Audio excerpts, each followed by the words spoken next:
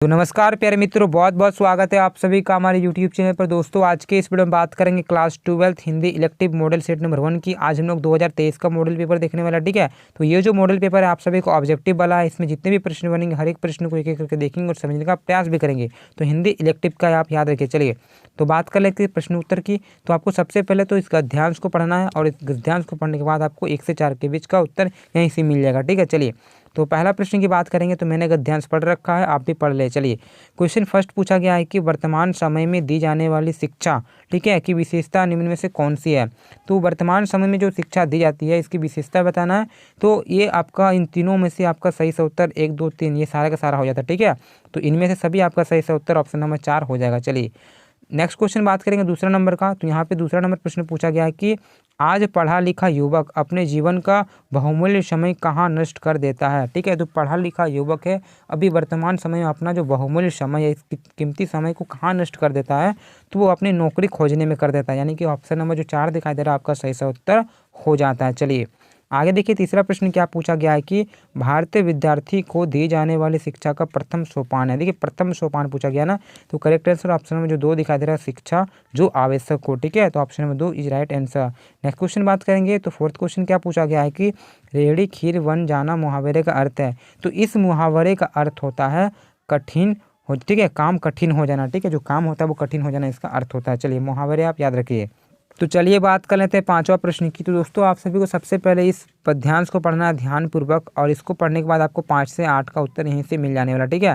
तो क्या लिखा हुआ है, युग युग तक चलती रहे कठोर कहानी, रघुकुल में थी एक अभागी रानी। तो इस प्रकार से है, मैंने इसको पढ़ रखा है। अगर आप सभी ने नहीं पढ़ा तो पढ़ ले, ठीक है, तभी आप उत्तर दे सकते हो। तो पांचवा यहाँ पे प्रश्न पूछा गया है कि रघुकुल की अभागिनी रानी किसे कहा गया।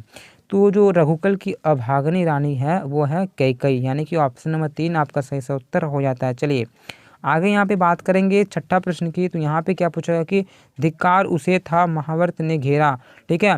पंक्ति में किसे महावर्त ने घेरा था, तो जो घेरा था वो कैकई को घेरा था। तो ऑप्शन नंबर जो 4 दिखाई दे रहा है कैकई आपका सही सा उत्तर हो जाता है। सातवां प्रश्न की बात करेंगे।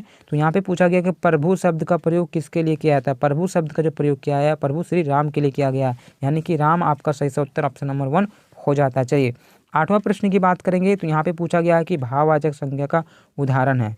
तो इनमें से भाववाचक संज्ञा का जो उदाहरण है वो कौन सा हो जाएगा दोस्तों, कठोर हो जाएगा, ठीक है। कठोर आपका सही से उत्तर ऑप्शन नंबर 3 हो जाता है। आगे 9वां प्रश्न की बात करेंगे। तो देख सकते हो खंड जो ख है यहाँ पे 9वां नंबर प्रश्न आपका ये आपका अभिव्यक्ति और माध्यम से रहने वाला, ठीक है। चलिए तो 9वां नंबर पहला प्रश्न यहाँ पे क्या पूछा गया है 9 का कि भारत में पहला छापाखाना कब खुला। तो भारत में सबसे पहले जो छापाखाना खुला था वो 1556 में खुला था, वो गोवा में खुला था, आपको याद होना चाहिए, ठीक है। 1556 गोवा।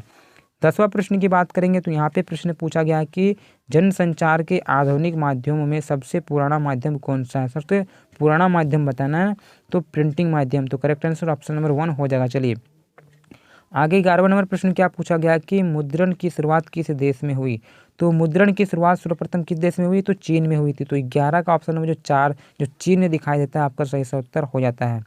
12वां प्रश्न की बात करेंगे। तो यहाँ पे क्या प्रश्न पूछा गया है कि तुरंत घटी, ठीक है, घटनाओं तुरंत घटी घटनाओं की जानकारी जनसंचार के किस माध्यम द्वारा दिया जाना संभव नहीं है। तो जो तुरंत घटना घटता है उसके बाद तुरंत जनसंचार का कौन सा ऐसा माध्यम है जो कि नहीं दे पाता है। तो देखिए इंटरनेट तो दे देता है, टेलीविज़न और समाचार पत्र, रेडियो। तो इन ऑप्शनल से बात कर सकते हैं ना। तो जो तुरंत नहीं दे सकता है वो समाचार पत्र नहीं दे सकता, ठीक है। तो करेक्ट आंसर हो जाएगा आपका ऑप्शन नंबर 1। चलिए या तो फिर एक प्रकार से टेलीविज़न भी यहाँ पे बोल सकते हैं, क्योंकि तुरंत तो वो नहीं दिखा पाते हैं, तो कोई कोई टेलीविज़न तुरंत ही दिखा देता है, ठीक है। तो इसमें थोड़ा सा कन्फ्यूज़ है कि समाचार होगा या तो फिर टेलीविज़न होगा। तो ये कमेंट करके आप बताएं, ठीक है। चलिए आगे प्रश्न की बात करेंगे। 13वां नंबर क्या प्रश्न पूछा गया है कि समाचार शैली क्या कहलाती है। ठीक है, समाचार शैली जो है ना उल्टा पिरामिड शैली है। कौन सा पिरामिड दोस्तों, उल्टा पिरामिड शैली। ऑप्शन नंबर 3 आपका सही सा उत्तर हो जाता है, ठीक है। चलिए अगला बात करेंगे। 14वां प्रश्न पूछा गया है कि समाचार पढ़ने वाले को क्या कहते हैं। तो इसे हम लोग प्रतिवेदक कहते हैं। तो ऑप्शन नंबर 4 आपका सही सा उत्तर हो जाता है, ठीक है। चलिए आगे देखिए 15वां प्रश्न की बात करेंगे। तो यहाँ पे क्या प्रश्न पूछा गया कि फ्रीलांसर पत्रकार का कार्य है। तो देखिए 15 का बात कर सकते हैं। तो ऑप्शन नंबर जो 3 आपको दिखाई दे रहा है, किसी समाचार पत्र के लिए निश्चित ठीक है, मनोदय पर काम करना, यानी कि किसी समाचार पत्र में जो अच्छा पैसा देता है उसके लिए काम करता है। तो ऑप्शन नंबर जो 3 आपका है, आपका सही सा उत्तर हो जाता है। चलिए आगे बात करेंगे 16वां प्रश्न की। तो 16वां प्रश्न क्या पूछा गया है कि कविता की पहली शर्त क्या है।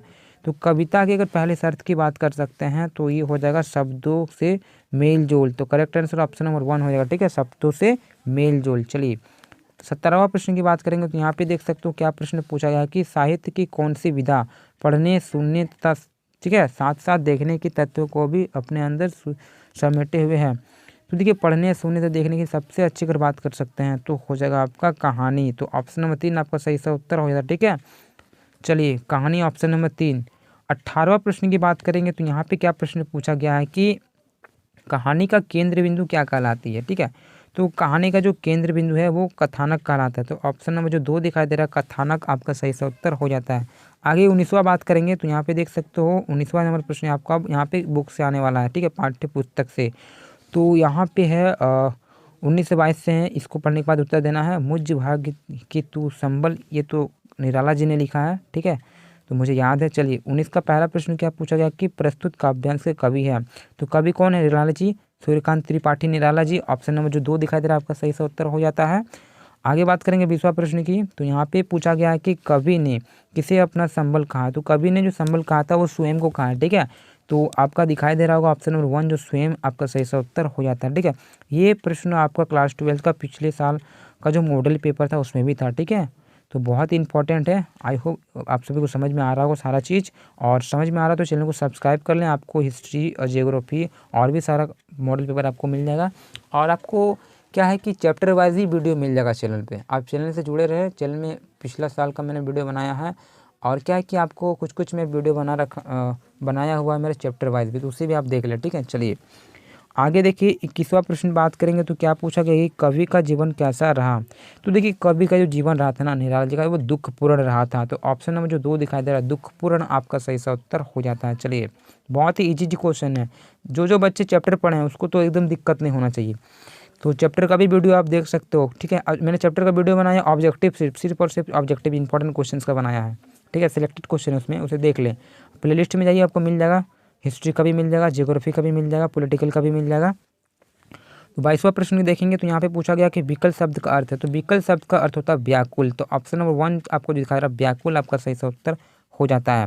आगे बात करेंगे 23वां प्रश्न की। तो यहाँ पे देख सकते हो आपका जो प्रश्न पूछा गया है कि जीवन के अंतिम मोड़ पर देवसेना द्वारा ठुकराने के पश्चात स्कंदगुप्त कौन सा व्रत लेता है। तो देखिए स्कंद जो व्रत लेता है वो लेता है आजीवन अविवाहित रहने का। ठीक है, यानी कि वो कभी भी विवाह नहीं करेगा। तो ऑप्शन नंबर 2 आपका सही सा उत्तर हो जाता है आजीवन अविवाहित रहने का। ठीक है, चलिए आगे 24वां प्रश्न यहाँ पे देख सकते हो क्या प्रश्न पूछा गया कि सत्य कवि ठीक है कविता में कवि ने जीवन के सत्य की ठीक है महत्ता को दर्शाने के लिए किसके माध्यम बनाया। तो ये किसे माध्यम बनाया, तो ये ऑप्शन में से बात कर सकते हो महाभारत का जो इसमें पात्र का यहाँ पे कुछ उल्लेख किया गया था विदुर और युधिष्ठिर को लेकर। ठीक है, आपको याद होना चाहिए, जो बच्चे पढ़े हैं उसको याद होना चाहिए। तो करेक्ट आंसर हो जाएगा ऑप्शन नंबर 3 आपका सही सा उत्तर हो जाएगा। चलिए बात कर लेते हैं 25वां प्रश्न की। क्या प्रश्न पूछा गया है कि तुलसीदास की प्रसिद्ध रचना इनमें से कौन सा है। ठीक है, तो प्रसिद्ध रचना पूछा गया है तो आपका ऑप्शन नंबर जो 4 दिखाई दे रहा है रामचरितमानस आपका सही सा उत्तर हो जाता है। आगे बात करेंगे 26वां प्रश्न की। तो यहाँ पे प्रश्न पूछा गया कि पियर सो कहेदु संदेशड़ा ए भंवरे ए काग पंक्ति ठीक है किस कवि की है। तो ये जो कवि आप सभी को पता होना चाहिए। तो इन ऑप्शन में से बात कर सकते हैं। तो आपको ये 12मासा का है। ठीक है, और 12मासा के लेखक कौन है, वो है आपका जायसी जी हैं। ठीक है, तो आपका सही सा उत्तर ऑप्शन नंबर 1 हो जाएगा। ठीक है, तो 26 का ऑप्शन नंबर ए जायसी जी। चलिए आगे बात करेंगे 27वां प्रश्न की। तो यहाँ पे प्रश्न पूछा गया है कि केशव दास की काव्य भाषा क्या है। तो काव्य भाषा पूछा गया है ना, तो आपका करेक्ट आंसर हो जाएगा ब्रज। ठीक है, याद होना चाहिए आपका ब्रज आपका राइट आंसर हो जाएगा ऑप्शन नंबर सी। चलिए बहुत इंपॉर्टेंट क्वेश्चन है। आगे बात करेंगे 28 से 31। तो इसको आपको पढ़ना है। ये जो आपको चीज़ है आपका बुक से ही है, तो आपको पता होना चाहिए कि कौन से बुक से यहाँ पे पूछा गया और कहाँ से है। ठीक है, चलिए आगे यहाँ पे बात करेंगे 28वां प्रश्न पूछा गया है कि प्रस्तुत पंक्तियाँ किस पाठ से ली गई है। ये जो पंक्तियाँ हैं यहाँ पे, ठीक है, इसे आप पढ़ लें कहाँ से लिया गया है। तो ये लिया गया है आपका ऑप्शन नंबर 3 दिखा गया है यथा समय रोचते विषम आपका सही सा उत्तर ऑप्शन नंबर 3 हो जाता है। चलिए 29वां प्रश्न की बात करेंगे तो यहाँ पे प्रश्न पूछा गया प्रस्तुत पंक्ति के रचनाकार कौन है। अब इसके लेखक कौन है तो आपको पता होना चाहिए। इसके जो लेखक है वो हो जाएंगे रामविलास वर्मा जी, ठीक है, सॉरी शर्मा जी। तो रामविलास शर्मा आपका ऑप्शन नंबर 3 आपका सही से उत्तर हो जाता है। चलिए आगे बात करेंगे अगला प्रश्न की। 30वां प्रश्न पूछा गया है कि भारतीय जीवन विधा कहाँ बनती है, ठीक है। तो इन ऑप्शन में से बात कर सकते हैं। देखिए चैप्टर को आप पढ़े पहले, सबसे पहले तो ठीक है, तभी आपको पता चलने वाला है। तो ये जो है ना वो आपका हो जाएगा ऑप्शन में से ये संबंधों के पिंजड़ों में, ठीक है, आपका हो जाएगा संबंधों के पिंजड़े में। यहाँ पे देखिए आपको सबसे पहले संबंधों का पिंजड़ा है ना, यहाँ पे देखिए क्या लिखा हुआ है कि अभी भी संबंध के पिंजड़े में भारतीय जीवन, ठीक है, वही विंधन है, ठीक है। तो आपको जब बुक पढ़ेगा तो आपको सारा मिल जाएगा। तो ये आपका यहाँ पे हो जाता है ऑप्शन नंबर 4, ठीक है, संबंधों के पिंजड़ों में। आगे बात करेंगे 31वां प्रश्न की। तो यहाँ पे क्या प्रश्न पूछा गया कि लेखक किसे धिक्कारता है। तो लेखक जो दोस्तों धिक्कारता है वो धिक्कारता है धारणिता को बढ़ावा देने वाले, ठीक है। तो करेक्ट आंसर ऑप्शन नंबर जो 2 दिखाई दे रहा है आपका सही से उत्तर हो जाता है 31 का ऑप्शन नंबर 2। चलिए आगे बात करेंगे अगला प्रश्न की। तो 32वां प्रश्न क्या पूछा गया है कि रामचंद्र शुक्ल के पिता का तबादला, ठीक है, जब हमीरपुर से मिर्ज़ापुर हुआ, ठीक है, तो उस समय जो शुक्ला जी थे वो कितने वर्ष के थे।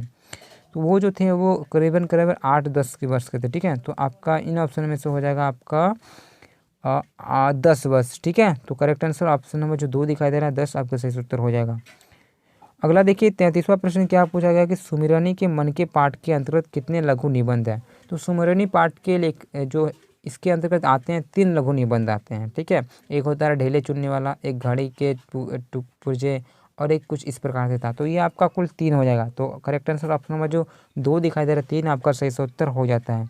तो चलिए बात कर लेते हैं 34वां प्रश्न का। क्या प्रश्न पूछा गया कि मैं भाई भाभीियों की नौकरी करके पेट पाल लूँगी, यह कथन किसका है। तो ये जो कथन है वो बड़ी बहुरिया का कहना है, ठीक है। तो बड़ी बहुरिया ऑप्शन नंबर जो 2 आपका सही से उत्तर हो जाता है, ठीक है। उन्होंने कहा था कि मैं अपने मायके रहूँगा, मायके में अपना भाभी और भैया का जूठन खा के अपना गुजारा कर सकता हूँ, लेकिन मैं अपने मायके में रहूँगा, ठीक है।